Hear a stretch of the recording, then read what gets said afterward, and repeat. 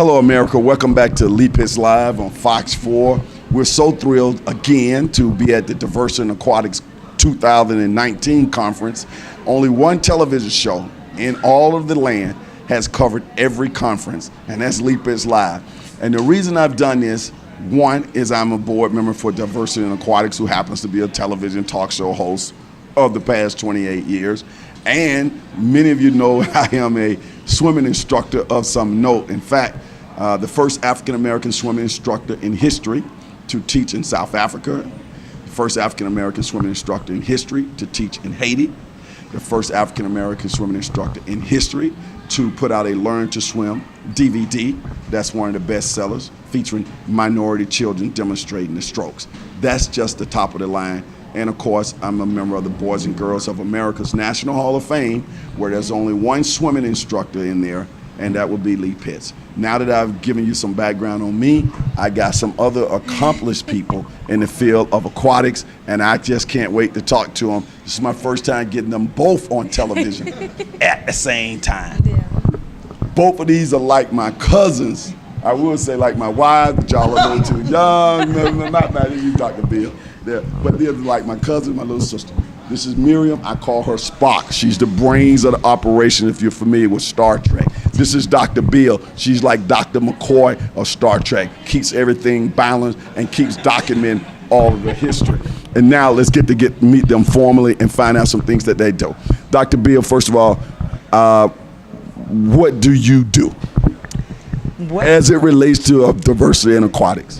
Yes, so here at Diversity in Aquatics, I have the honor of being the council chair of the Research Council for Education Research, where we document the history, we learn from our historians, and we believe in Sankofa, the importance of reaching back to our history to move forward to the future of where we must come with the stories and knowledge and power of the culture and strength of us as African American people and people of color. And when people look at your pretty face, they might think that you're just sitting around documenting things with your brain, but you were actually a real swimmer at one point in time, and you still swim to this day? Yes, I do. And with my 4 children and 3 triplet nieces and nephews, we are in the water daily. Is that how what you swam for? I know you swam for the Philadelphia Police Department too. Parks and Rec. Yes, and I swam on the PDR swim team under Jim Ellis, and I achieved a swimming scholarship to both Florida A&M University and Howard University. And from there, that was where my success in story began. And she did not leave the field of swimming just because she graduated and got all those fancy degrees. She's hands-on, and she's still here. We'll get back to her shortly. And through swimming, I got to meet both of them. I was in my little silos in the South and Florida and Alabama, Mississippi, and Georgia doing my thing. They were up north in the Northeast doing their thing. But through swimming and Diversity in Aquatics, we all came together on one accord. Let's go over here to the executive director. Yes. This young Tite is the executive director of Diversity in Aquatics. She's doing an outstanding job. I call her Spock, as it relates to Star Trek, the brains of the operation. Miriam, welcome to Leap Hits Live. Oh, thank you, Lee, for having me. You always make me feel good. Oh, likewise. With that smile. It's a great experience. I mean, I have nothing to smile because of all the things that have been happening here and the relationships that we're building and the connections that everyone is having and making organically. And then I can see it now, like all the things that are going to happen in the future. People saying, hey, I'm ready to connect with you. I'm ready to do great work. Can you help me with grants? Can you help me with my swim lessons? I'm looking to improve techniques. I want to learn more about the mindfulness in aquatics. What about that? How can I incorporate that into my program? So those kind of connections, that can't help to make you smile when we, the team that I have has done a fabulous job to help make that happen through this. And in an abbreviated fashion, hit some of the key points of what has happened here in the past couple of days to now and what's going to happen tonight and tomorrow. Okay, so leading up to now, starting on Friday, traditionally what we always do is we go and do Water Safety Festival out in the community. We had a chance this year to do it at Atlee Range Park Pool, and there's some historic significance as a part of this pool.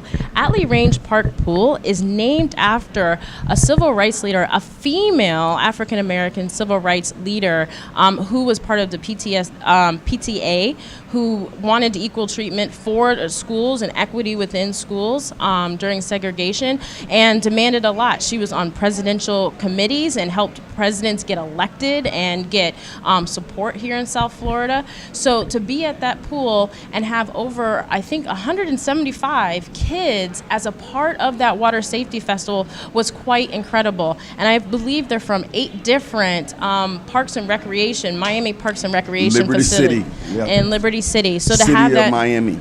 to have that impact was incredible. So that was our kickoff, and all of our convention attendees had a hands-on experience with it, and it was just it was something great to see. And then today, having all the sessions where we have sessions led about community engagement, talking about in your community making it work, led by some of our advisory board members, and then having other sessions on networking, on social media, on mindfulness in aquatics has been so enriching and to the discussion that we're having as part of this subject. And one of the big perks about coming to this conference, I get to see Miriam dressed up like this.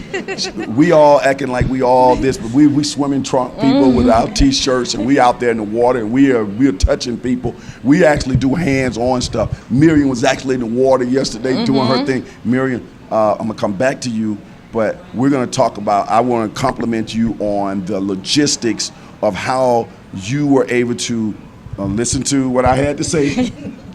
And because I've done like 300 of those things, Yes. and it's become a tradition with Diversity and Aquatic. Shout out to Ken Rowland. Yesterday he was heading it up. But I told Ken I would be in the back making sure things, because I know he's going to be a big culture shock to him. But the way you were able to step in there, you and Arthur Lopez, and take those kids who came on those various buses, get them in situations where they can enjoy what was happening. That was a critical part of what happened yesterday. I'll come back to you on that. Let's go back over here to Dr. Bill. Dr. Bill, one of the things that we noticed at this conference too, is people seeing us on television now, they say, oh, these are black people. But this conference is not just black people, and it's not just about swimming. It's about a whole lot of social causes and other things that stem from the world of water. Speak to that. Well, one of the things that we do understand is that diversity can be determined or translated as many different things, and we honor that. But we also understand the importance of addressing the epidemic of drowning, the global epidemic, but here in the United States, how it is disproportionately impacting African American, Hispanic, and Latino youth. So we don't want to lose our mission, which is to help really decrease the drowning rate in historically underrepresented populations. And what people can get here is that they can come here and take from that to their own communities based on their own definition of diversity, the lessons learned and shared, and have practical application and applicable skills learned here, and they can actually see where they fit. So if you're looking for a place to see where you fit, this is a place where you can have that. I'm glad you made that point, because one of the things that comes out of this type of coming together like a family reunion is that people realize that some of the challenges that they have in their communities, and the successes too, we'll talk about that as well, they are not experiencing this by themselves. Other people have similar likes and understanding. Is that the general theme you get from talking to people who are here at this conference? You are absolutely correct. And the reality is, one of the things I'd like to say is that we have understood here at Diversity in Aquatics the importance of water safety and education, but also understanding how sometimes we have to do things differently. And different doesn't mean bad, but different is unique. And the way we understand in getting water safety education and messaging across, and relational importance in communities based off of that, that is really where it's key, and that is what I hear people coming and asking for, and that is what they are getting here. And one of the things too along that way, I kind of come in with this balance of the old wise man. And one of the things I constantly say, we mention the word drowning, but but there's so much more. Actually, there's more on the other side of the coin. On the other side of the coin is learning to swim opens up so many other avenues for you and for people. Water sports, swimming, canoeing, boating, surfing, snorkeling, scuba, water polo, having fun at the parks that have those big sliding boards. What do you call those? Water parks, and being comfortable. And more than anything else for children, self-esteem. I know how to swim. Nobody's better than me. When you go to the military or go into law enforcement or work for public services, many of those jobs require that you have a certain level of swim skills in municipalities. When you go to the military and boot camps, and all 4 boot camps, the Army, the Air Force, the Navy, and the Marines, this comes from experienced people. At boot camp, they're gonna give you a swim test. You wanna go in there and knock that swim test out. You wanna have high self-esteem. So learn how to swim for the beauty of the fun. And along the way, you're reducing the probability of you drowning. Let's go back over here to Miriam. I got my little old man lecturing. Now, Miriam, from the early days when this conference started about 5 years ago, this is our 5th one, to what it has grown to, talk about some key developments that you've seen over those 5 years. One of the key developments is including national organizations into the conversation, partnering with national organizations, and also the big thing is non-aquatic based organizations and getting them a part of the conversation and working those connections together, because together we're reaching more. We're learning from each other. We're learning from organizations like the Knights of Pythagoras, from the sororities and fraternities that are involved. Sigma Gamma Rho is here. Sigma Gamma, and also Sigma Lambda Gamma is also here as well. And learning from them, what are some things that you do and what's some things that we do, and how can we synergize and create great programs together? Talk about, with this opportunity, we got them on the board, and it's okay for you to look back there. Talk about some other partners. Some of our other partners. Just their names, get them some publicity. Mahova, they are our conference app, and through our conference app has helped us to have great dialogue and questions and some really engaging conversations. We also have, as part of our partners, and we're really greatly appreciative for their partnership as well, is Swim Outlet. Swim Outlet donated equipment for yesterday's Water Safety Festival. Big shout out to Swim Outlet. So Swim Outlet, we thank you so much for that. And it was no questions asked. Like, they knew they were a part of it. They've been on social media and supporting us in different ways. We also have a couple of other organizations as well, as the American Red Cross is one of our national partners that help us we're doing certification testing. We're increasing the number of aquatic professionals that are diverse professionals. Ken Rowland, CPR, et cetera, ran before the convention a pre-convention training where he certified a number of people to get their water lifeguard instructor training and the water safety instructor training. So this is a few of them, and then we also like to thank University. I saved the best for university. I do want to say the University of Indiana, the School of Public Health. They've been instrumental in helping us with finding interns to help us to be able to have a breadth and reaching a further network, as well as materials and a number of other things. So we'd like to thank them. And then of course, Mr. Lee Pitts Live, we'd like to thank you as well for always being, since the very first one, you've been a part of, even before we had convention, part of the planning, and then helping us to take it to the next level. So Mr. Lee Pitts, thank you. I want to thank Sean, who recruited me. I fought.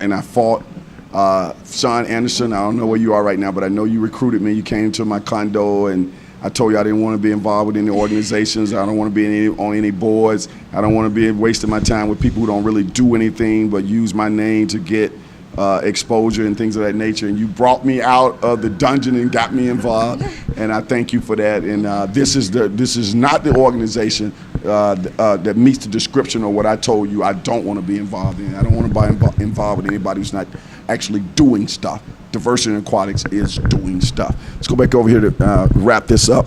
We're in the planning stages for next year. Yes. Encourage people.